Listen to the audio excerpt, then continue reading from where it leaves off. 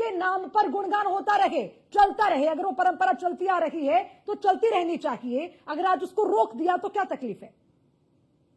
देखिए, तकलीफ यहाँ किसी को नहीं है अर्चना जी, फिर और इतना मुझे बवाल लगता क्यों है हो रहा है किसी को प्रतिमा जी? तकलीफ होगी भी नहीं किसी बात से।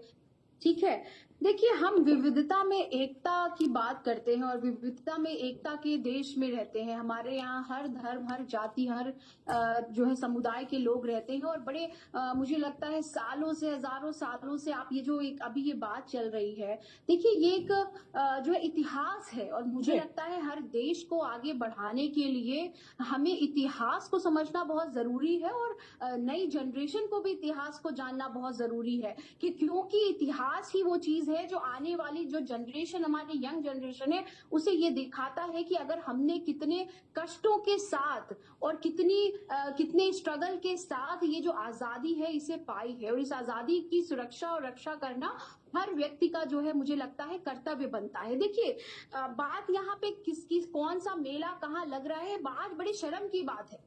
आज बड़ी शर्म इस बात पे आती है कि अगर एक पिक्चर ना आती तो सरकार को पता ना चलता कि गाजी का भी कोई मेला लगता है और गाजी सलार भी कोई व्यक्ति है और इस तरीके का जो है कृत्य या जिस तरीके का उस वक्त सिचुएशन थी, जो एक्सेशन हुआ, जो इन्वेजन हुआ, इन्वेजन के बाद जो टेरिटोरियल आप जिस तरीके से अटैक करते हैं वो हुआ, वो एक लाजमी सी बात है, वो एक नॉर्मल सी बात है। आज सरकार को जागने के लिए, तुष्टीकरण के लिए, ध्रुवीकरण के लिए पिक्चरों का सहारा लेना पड़ रहा है। ये बड़ी शर्म की बात है। अगर मैं उत्तर प्रदेश सरकार की बात करूं तो योगी जी के लिए आप पहले क्या आप इतिहास नहीं पढ़ सकते?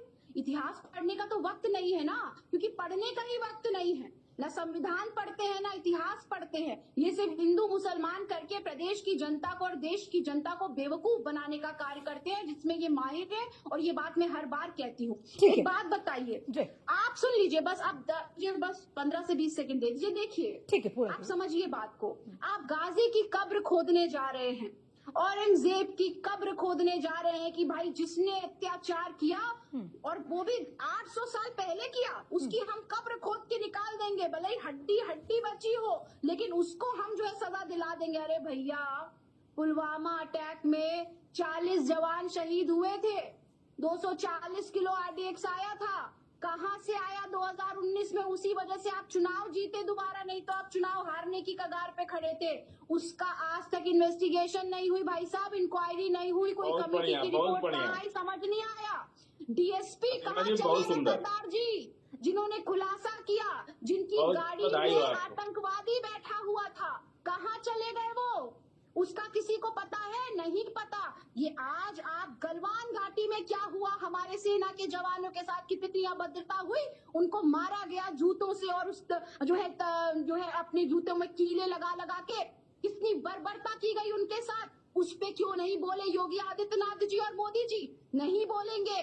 ठीक है प्रतिमा जी, आपकी बात बिल्कुल वाजिब है। प्रतिमा जी, आपकी बात बिल्कुल वाजिब है। ठीक है, आपने जो तमाम सवाल उठाए वाजिब है। प्रतिमा जी सुनिए ना, सुनिए प्रतिमा जी, एक जो गलत हुआ उसके लिए आप दूसरे गलत का महिमा मंडन कर लें, ये कंपैरिजन सही है क्या? प्रतिमा जी मेरा सवाल समझिए। प्रतिमा जी प्लीज। आपके मुंह से जबान नहीं निकली, क्यों? क्योंकि ट्रंप ने खुलासा कर दिया कि करोड़ों रुपए मोदी जी को दिए हैं वोटर टर्नआउट करने के लिए। ये भारतीय जनता पार्टी का असली चाल चरित्र और चेहरा है। तो इसलिए विपक्ष प्रतिमा जी मेरा भी सवाल ले लीजिए, प्रतिमा जी सवाल ले लीजिए। सवाल ले लीजिए। मैं तो कह रही हूँ देश के सारे मेले बंद करा दीजिए आप, अगर भारतीय जनता पार्टी को इतिहास से कुछ सीखना नहीं है। गड़े मुर्दे उखाड़ के इस देश में विभाजन की राजनीति कर रही है। अपने सहयोगियों को बेहतर समझाइए, गड़े मुर्दे उखाड़ता कौन है? क्या जरूरत है ऐसे आक्रांताओं के नाम लेने की जिससे लोगों के आस्था को ठेस पहुंचती हो? प्रतिमा जी आप इतनी समझदारी की बात करती है, इस पर भी जवाब दे दीजिए। अरे आपने इतने सवाल उठाए, वाजिब है, सरकार से पूछने चाहिए, वो है जिम्मेदार। ठीक है आप पूछिए, लेकिन उसकी आड़ में आप कुछ ऐसी बातें कह दें जिससे किसी की आस्था को ठेस पहुंचे या माहौल खराब हो। आप इसके पक्ष में हैं, आप इसकी पक्षधर बनेंगी?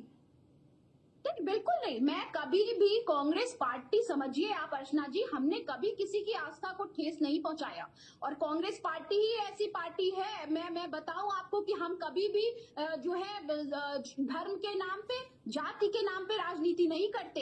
तो फिर अबू आजमी को, लालजी सुमन जी को इस तरह की टिप्पणी करने की आवश्यकता क्यों पड़ गई?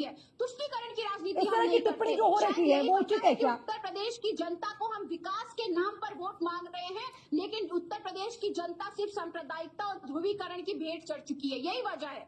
ठीक है, हम जनता के सामने सच ठीक है, लेके जा रहे हैं, ठीक है। विकास लेके जा रहे हैं, बेरोजगारी लेके जा रहे हैं, महिला सुरक्षा लेके जा रहे हैं, और वो नहीं सुन पा रहे हैं क्योंकि अभी वो होता है ना, आंखों के आगे चश्मा पड़ा है सांप्रदायिकता का, हिंदू मुसलमान का। जिस दिन घर के बच्चों के पास रोजगार नहीं होगा, घर में खाने नहीं होगा, ठीक है प्रतिमा जी, मैं आशुतोष जी आपके पास आऊं उससे पहले, क्योंकि काउंटर किया है बीजेपी पर, रोहित जी कब आप तुष्टीकरण का, ध्रुवीकरण